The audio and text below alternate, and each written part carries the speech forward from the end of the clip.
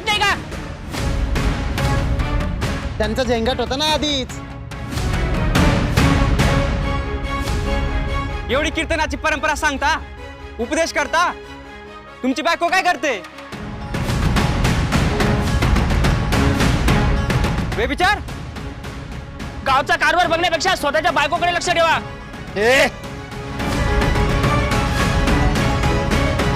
आगाऊ बोलू नकोस हा. आणि ती आगाऊ वागते ते. तुझ्या तर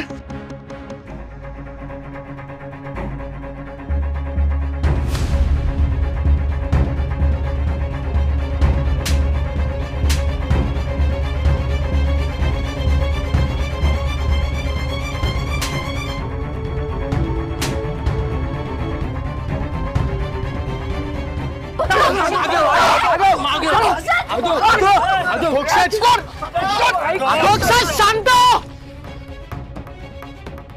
सोडा मला. जीव हसरतो. हे करायला आलायस का तू इथे? आणि हे लोक असंच करणार. तू त्यांच्याशी शांतपणे बोललं पाहिजेस. मोहितराव असे कधी गुंडासारखे अंगावर धावून नाही आले. बघा रे बघा, तुमचा हा नेता अंगावर जाऊन धमकी देतो, बायकोचा पाच झाकाय बघतोय. अरे ज्याचा बायकोवर कंट्रोल नाही तो विकास काय करणार गावचा?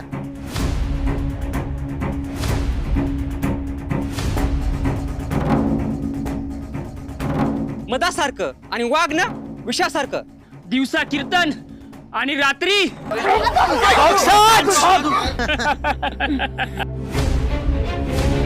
त्याचाच बायकोवर कंट्रोल नाही. असं सरपंच नकोय आम्हाला. नकोय आम्हाला, नकोय आम्हाला. असा सरपंच नकोय आम्हाला. चला रे.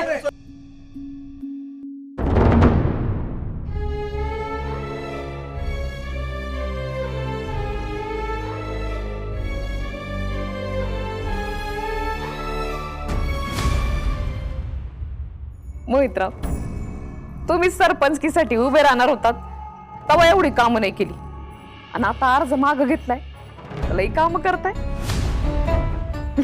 थोडक्यात काय, सरपंचकीसाठी उभे नसलेले मोहितराव जास्त कामाचे आहेत असं म्हणायला पाहिजे ना.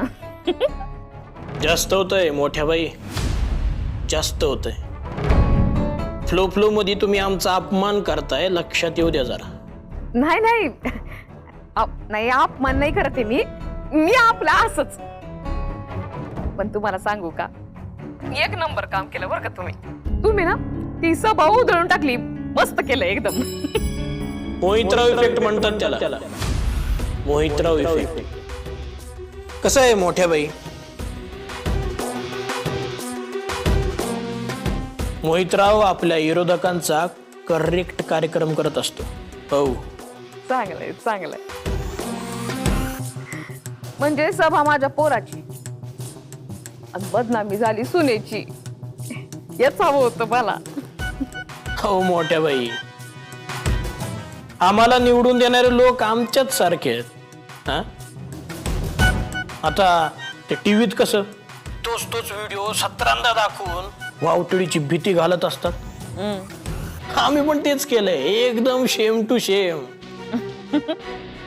आता हेच वावटळ इंद्रायणीला कुठच्या कुठं फेकल आणि आमच्याच कॅन्डिडेटला निवडून आणल. आवडला तुमचं कॉन्फिडन्स. मोठ्या बाई, आता सगळी सूत्र बदलणार. इंद्रायणीची नांगी ठेचणार, गोपाळ निवडून येणार. हा, पण तो राहणार नामधारी आणि मोहितराव बोडके पाटील राहणार सत्ताधारी. सत्तेचं रिमोट पण आमच्याच हातात, नाही का?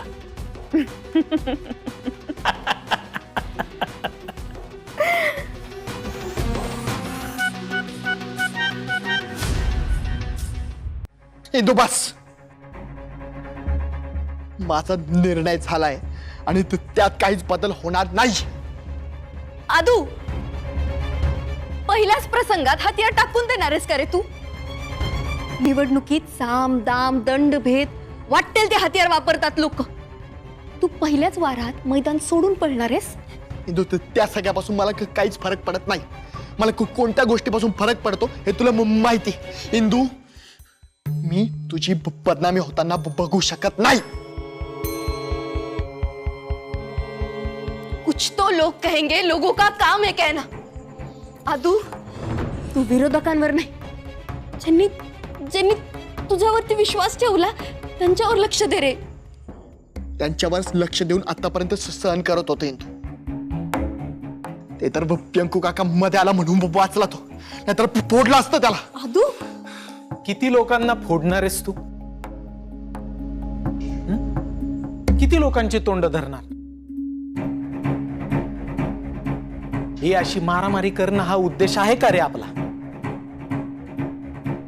काका अरे, तू स्वतःच बघितलं ना, इंदू बद्दल नाही नाही ते बोलतात रे. हे बघ, आत्ता जर तू माघार घेतलीस ना, तर त्याचा अर्थ तू त्यांनी इंदूवर केलेले आरोप स्वीकारल्यासारखं होईल. हे बघ, ही परीक्षा सोपी नसते रे. उडदा माझी काळे गोरे असणारच. गावामध्ये चांगल्या प्रवृत्तीची माणसं असतात, तशी वाईट प्रवृत्तीची असतातच. तुला सगळ्यांना सोबत घेऊन पुढे जावं लागेल. नेता त्यालाच म्हणतात जो सगळ्यांना सोबत पुढे नेतो. त्यासाठी वागण्यामध्ये संयम हवा. राहता राहिला प्रश्न चारित्र्याचा, तर ते इतकंही हलकं नाहीये की कुणी सोम्या गोम्या येईल, फू करेल आणि ते उडून जाईल. आदू, अशा अग्निपरीक्षेतून मी लईदा गेली आणि विठुरायाच्या कृपानं बाहेरही आली. तुझा माझ्यावर विश्वास आहे ना, एवढं पुरेसं आहे आदू माझ्यासाठी. अगं पण तुला त्यांना उत्तर द्यायचंय ना, ते तुझ्या कामातून दे. लोकांचा विश्वास जिंकण्यासाठी जीवाची बाजी लाव. अगदी बरोबर बोलली ती. जर बदल घडवायचा असेल ना, तर प्रवाहाच्या विरुद्ध पोहायला लागतं आणि सगळं सहन करावं लागतं. आणि खरेपणाची ताकद खूप मोठी असते, हो ना महाराज? अधोक्षज, तू फक्त नेटानं लढ. आम्ही तुझ्या पाठीशी आहोत.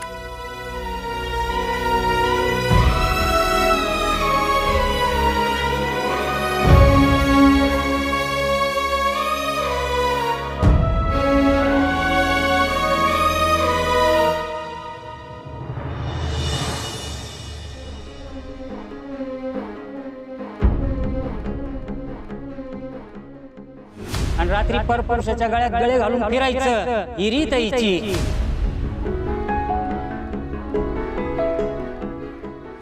शाळा ज्ञानाचा उजेड या गोष्टी नुसत्या मुखात आणि परपुरुषाची संगत आचरणात. ओ ताई, थांबा. या असल्या गाण्याच्या बाईला कशाला वर्गणी देताय?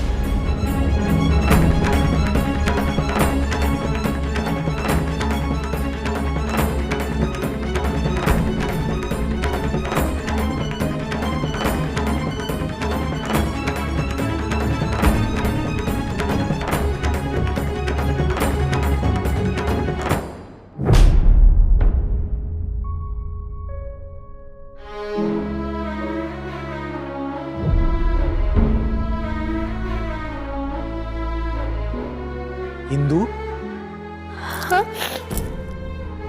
काय ग बाळा, काय झालं? तू अशी का उभी आहेस इथे? काय नाही महाराज, हे आपलं असंच. शिष्यानी गुरुपासून कुठलीही गोष्ट लपवून ठेवू नये, कारण आपला शिष्य अस्वस्थ आहे हे गुरुला समजत असतं आणि जाणवतही असतं. काय झालंय सांग, मोकळेपणाने बोल. महाराज, शाळेच्या देणगीसाठी गावात फिरत होते ना, तेव्हा लोकांनी खूप त्रास दिला.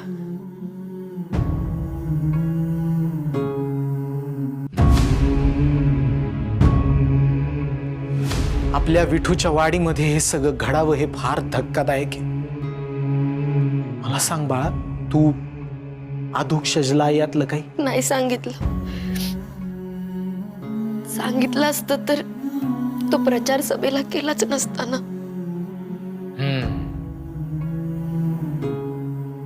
इंदू, तू यातलं काही मनाला लावून घेऊ नकोस बर का. प्रयत्न करते महाराज, पण माणूस आहे ना, त्रास होतो या सगळ्याचा. महाराज, बाई काही सहन करू शकते, पण चारित्र्यावर संशय. कळतंय मला, वार नेहमी अवघड जागेवरच केला जातो बाळा. या समाजामध्ये स्त्री म्हणून जन्म घेणं हे पाप ठरावं, इतकी भीषण परिस्थिती आहे आपल्या आजूबाजूला. आणि हे आज नाहीये, पूर्वापार आपल्याकडे हेच चालत आलंय बघ.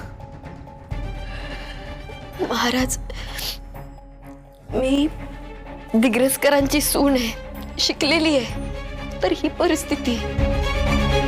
पण ज्या एकट्या असतात, आधारहीन असतात, त्यांना तर काय काय सहन करावं लागत असेल. विचार करून काटा येतो महाराज मला. राम कृष्ण हरी, खरंय तुझं. पण एक गोष्ट लक्षात ठेव, आपल्याकडच्या स्त्रियांना त्यांच्यावर आलेल्या संकटापेक्षा, दुःखापेक्षाही मोठं होता येतं बाळा. आपल्याकडे असलेल्या देवीच्या रूपांमधून आपल्याला हेच शिकता येतं. अगं, तुझ्यासारख्या अनेक मुली आजूबाजूला आहेत की ज्या रणचंडिकेचं रूप घेऊन, दुर्गेचं रूप घेऊन हा भोवतालचा समाज बदलू पाहत आहेत. त्यांना आजूबाजूला चालत असलेल्या अनेक वाईट चालीरीती, रूढी, परंपरा यांना गाडावं लागतं. चुकीचे विचार करणाऱ्या माणसांना बदलावं लागतं.